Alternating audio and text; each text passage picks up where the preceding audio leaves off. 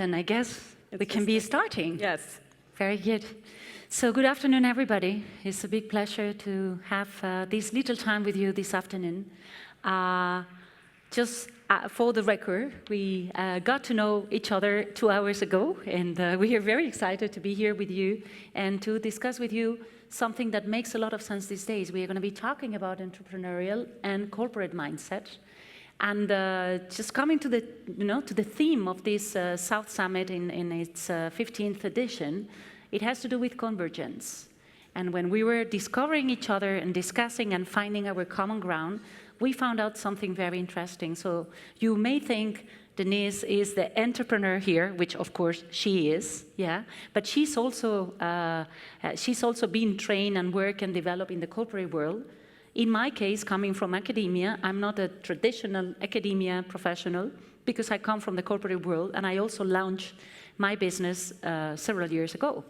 So this is, I guess, Denise, when we talk about convergence, something that we can explore this afternoon. Yeah, absolutely. So, between secrets, we discussed that there were a lot of different commonalities. Everything from your startup, right, that you were sharing, and then the learnings from that, as well as the school that she's part of. So this is going to be more of an open discussion, and just go from there, see what's available. Yeah, and before we continue, can you raise your hand? Everyone coming from the corporate world? Very good. What about business builders in the room? Okay, some of you can raise your hand twice, which shows again that these two worlds are very much interconnected. So when we were discovering and trying to give some line to this conversation, we were talking, the first word that came to us was risk.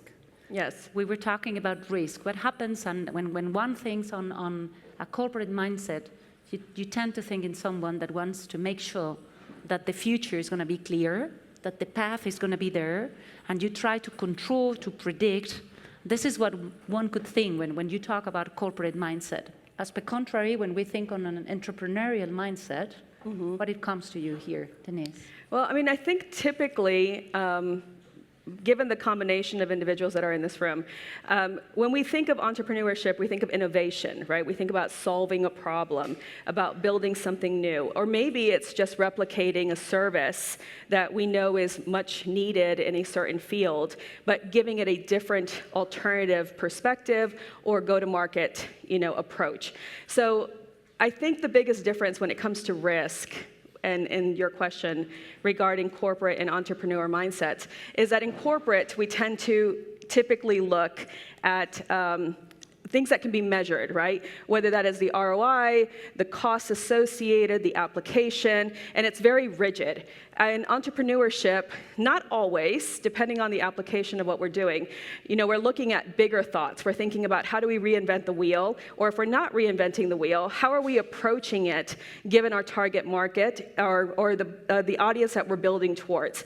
So there's more of this approach of experimenting and seeing what works, but with a measured approach as well, right? I think that is one of the things that you and I talked about, is that when risk isn't thought of in the entrepreneur world from a perspective of how do I learn quickly, how do I measure quickly, and then take those learnings and apply it, that's where sometimes entrepreneur individuals or groups can fail. Yeah, absolutely. And I was sharing with Denise as well how more than ever developing that entrepreneurial mindset has become something very important for large corporates. So my experience that these days comes more from working with big, large corporates around the world. One could think that the topics that they want to cover when they do some training and development for their executives has to do with finance, being more, acquiring that acumen, business acumen. No, these days the number one request we get is make us think like an entrepreneur. Make us act like an entrepreneur. Just this morning I had a seminar about strategic thinking and execution. Why large corporates are failing these days. They have a clear understanding of where they should go. They don't know how to get there. They don't know how to get there at the right speed. And this has a lot to do with what Denise was explaining. If they need to wait to have the data, if they need to be sure that this is going to be the next step, well, they will never take the road. Right. They will always wait. And that resistance is becoming, these days, a big, big limitation if you put on top of that technology. Yes. Because we, guys from the corporate world, I wouldn't say, at least myself, that I'm an expert on tech, but I need to live, understand, work, and make the best out of, this tech in order to innovate. No, I completely agree.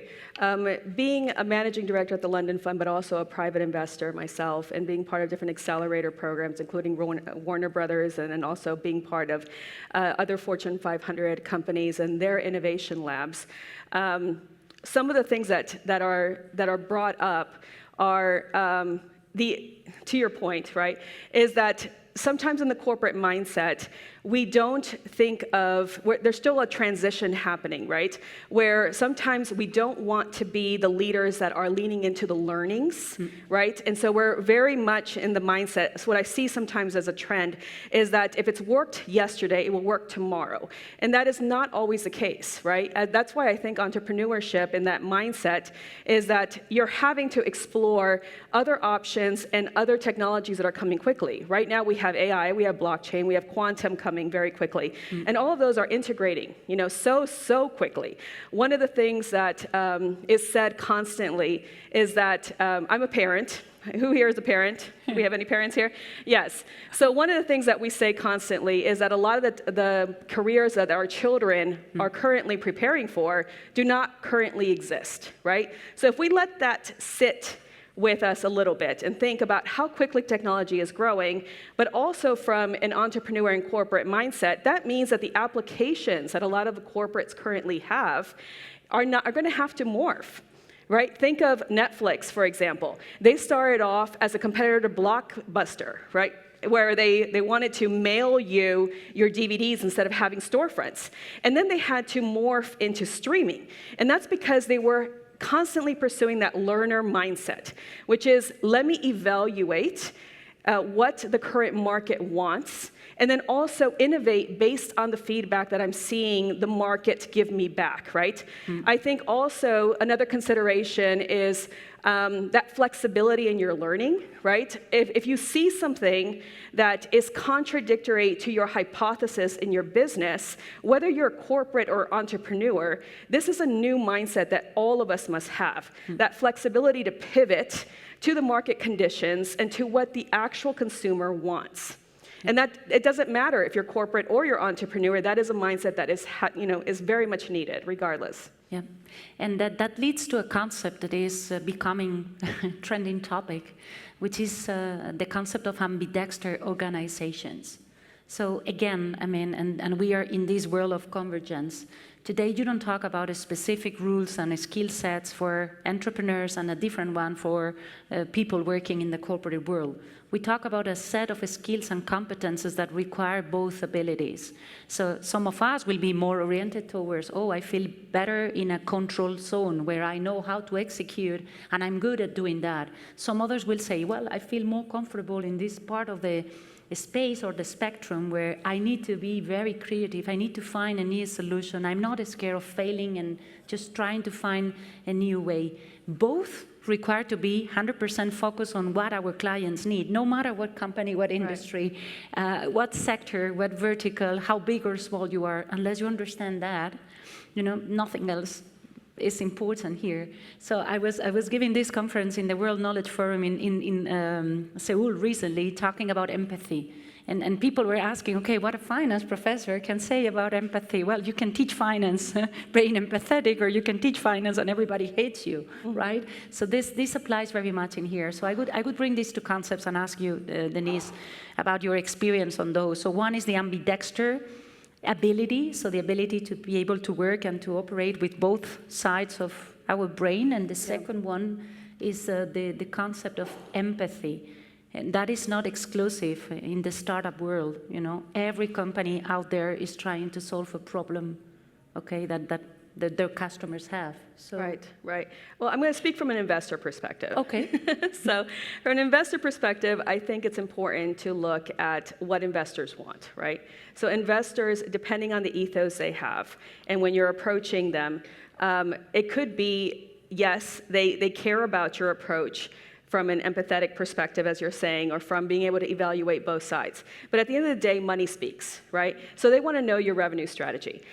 They want to know what mindset do you have that allows you to pivot quickly when learnings come in the opposite direction of what you had as a preconceived notion.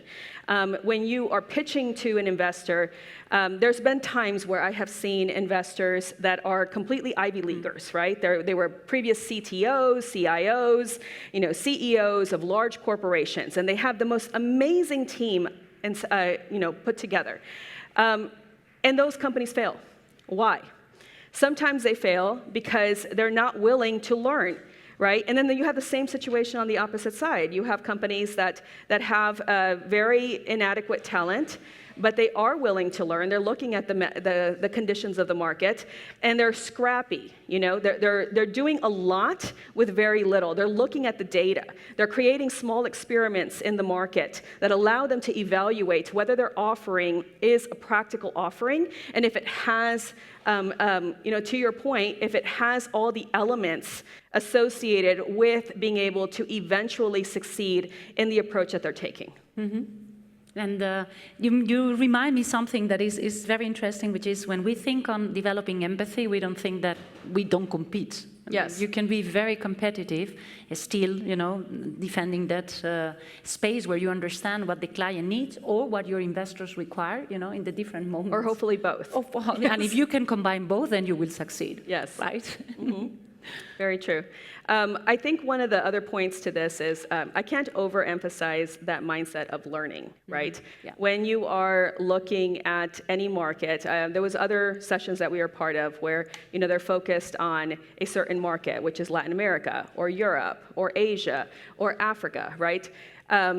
When you're considering integrating into those economies, you can see obstacles as a hindrance, as something that is going to prevent you from market adoption, or you can see it as an opportunity to educate that population, an opportunity for that population to buy in, to what you're doing. One of the greatest business models I've seen is where a set of brothers was replicating all these different businesses in the Western world, right? This is Airbnb, WhatsApp, Venmo, and they were taking it to a completely different market, rebranding, and having a ton of success. And some of that had to do, what they had to learn was more so how to be applicable to the market that they were going into, but they could take the learnings and the data that was available in a different marketplace, with a different lens from that cultural view, but the application was still very applicable in the other market they were taking it to. So I think from both an entrepreneur and corporate mindset, having that flexibility and that ability to see and learn, from an outsider's perspective, or even having other voices, other advisors that are not going to be yes people, right? They're going to provide that other perspective that is very much needed to be able to pivot with the market and be able to, put in your roadmap what is necessary to scale. Yeah, and probably that leads into, you mentioned that idea of learning, constant learning, and being adaptive or flexible. Denise used the word flexible. We use adaptive leadership as the concept at the business school. And that requires a high dose of having the ego in the right place. Yes. Being humble enough to take, the feedback from everything you do, and then understanding where are you good at and what you should be improving, and then being that constant learner. So maybe in the audience we have the people coming more from the entrepreneurial side, thinking, okay, I'm missing some formal education, some framework, something that can guide me, can help me, can give me some structure. And some others may be thinking, no, I'm more coming from the corporate world, and what I feel is that I'm becoming slow, or I'm too far from, how innovation is happening these days, or I am, struggling with technology.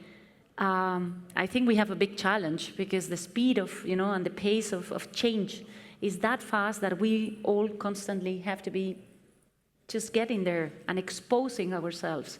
We at all levels think that exposure just makes you, makes you a better person. You understand better. So the examples you are referring here, the ones you are describing about different markets responding to the needs, adapting products that were working somewhere else. I mean, we're not inventing anything, yeah? That copycat strategies existed so long, but is how you make them work in these days. Yes, I agree. So, yeah. So how do you, let's just again, share some confidential information here, or more private information. Denise, I'm very curious, how do you keep yourself updated? With such an agenda, with all the projects that you manage and oversee and working in different parts of the world, give us a tip. I think it's good to have some tips of where to look? Yeah, where do you look, how you keep updated, what you study, where are you focusing your attention now? Sure.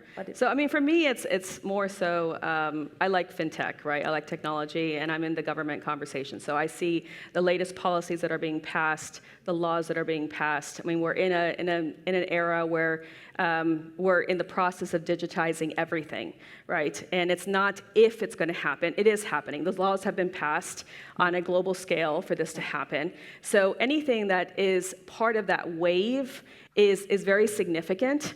Also, thinking about revenue. As a private investor, I have seen so many companies fail, not necessarily my portfolio, but a mix of them, and in the mindset of let's do something cool, let's build, let's delay our deployment, when honestly, you have to have a roadmap sooner than later on how you're going to monetize your offering.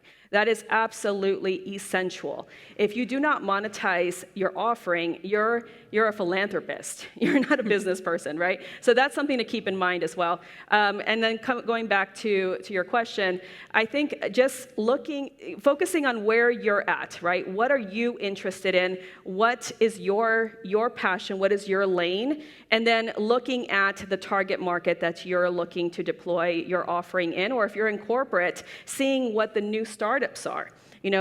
Just staying plugged in, I think, in conferences like this or close to the money sources, you're able to see the applications that are coming out, which are quite extensive. And I mean, I do probably a few hours of reading every day, and I have my very specific topics that I like to invest in, that I like to discuss. And it's an everyday thing. I feel like if I just even go 2-3 days without reading, I'm already slightly behind. And that is just the new era that we're in. Yeah. Mm-hmm. I can confess to you, I was interviewing a person, and she's older than us, and then that person was saying that she had learned to speak AI, and I like it very much, that concept. Yes. So it forced me, and I made a promise to myself that this is something I'm going to be investing time. And since I interviewed her 3 weeks ago, I'm doing it. So I'm having some progress already in speaking AI, not using AI. Sure. We had that conversation in other forums, today here at South Summit. So this is one of the things I'm doing. The second thing, I'm breaking my own paradigms when it comes to thinking that companies, that have been successful, they will continue being successful because they were successful in the past. So past experience and past record can, prove that you are here, you are that big, and you have that many employees, and you're that or that successful, but the future is not single. So I'm doing a lot of research and reading on futures scenarios. And I was fortunate enough to just, spend some time in Oxford with the greatest academics talking about futures. And they see this as, there are many options, and they can be as broad as you can imagine. Just try to figure out how your company could react in any of these scenarios. And coming from finance, for anyone finance in the audience, it's not about making 1,000 Excel sheets and going into all the details. It's just about having that clear idea and then thinking, how are we going to move into that direction? This is something I'm investing my time as well. We have a very powerful concept as well at iBusiness School. It's called the next best you. So what we have understood is that we human beings, we respond to we are worried about our career, and we have people here, different age, different moment of their lives. We are worried about our impact and also about our purpose. So these three things are like three magic words, right? Just think for a moment. Everyone aligned, career, impact, purpose, is in peace. Yes. If one of them is not clear, then you need to just try to find and rebalance yourself. And that, I think, is an interesting concept. When we just met 3 hours ago again, but you can feel when someone, has all these three aligned. I think, Denise, this is your case, working in what you like, doing what you want, finding, satisfaction, personal satisfaction, not only economic satisfaction, I'm not talking about the financial reward. So I invite you to think in this concept and to think, what are we missing, in this idea of being adaptive and being more flexible and being a lifelong learner? How can we just, improve and see where can we end up? No, absolutely. I don't think there is an age limit necessarily, or even if you come through, you're subject to a different demographic that hasn't had the exposure. Say you're in your 50s, 60s, and you just haven't kept up with the latest wave of technology, or somebody who's, say, at WEF, World Economic Forum, one of the biggest discussions that is had there is Africa, right? The nation of Africa. It's a young population, and it is developing incredibly quickly. There aren't landlines. They're going direct to mobile first, right? And so there could be this idea of, well, they're so behind, and there's not going to be a lot of innovation coming from those regions, which is actually completely the opposite, right? They're skipping over all the learnings of having to go through the landline process, of going through the technologies that a lot of the Western world has, and they get to go straight into mobile first and building utility in that aspect. And I think even for different demographics that are in their 50s, 60s, 70s, as long as you have a learner mindset, meaning that you are convinced that you can and will acquire any knowledge and the application of it. And there's a way of doing that, right? So if we think about the banking industry, right? We started banking, and I've given this analogy before. We start banking with, having to go and put gold bars into the actual bank. And then it slowly moved into coins, and it moved into cash, it moved into cards, it moved into checks, ACH, it moved into all different types of ways of interacting with banking. But now, our young population, they don't have to learn about the old ways of banking. They get to move right into the new way of banking, right? They've skipped over all those learnings, and they don't have to learn it unless they want to learn it. And so I think very much so with the new way of doing business, and the use cases and understanding AI, which can seem scary if you haven't plugged into it. I think everybody in this room has.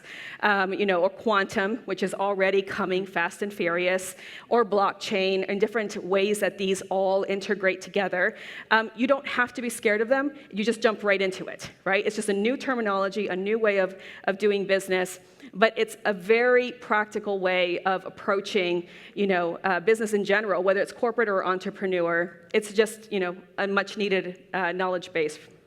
So I think we could agree. We are reaching the last seconds of our talk. Would you agree with me, Denise, then that having an entrepreneurial mindset is not about launching a new business or building a new company? It's more about accepting and managing change. Yes, and I think that's applicable. Could that be a good definition? Crossbow. Managing change and coping with it, living with it, and finding new ways to create value. Yeah, regardless, I think whether you're in corporate or entrepreneur, it's just a required characteristic. Absolutely.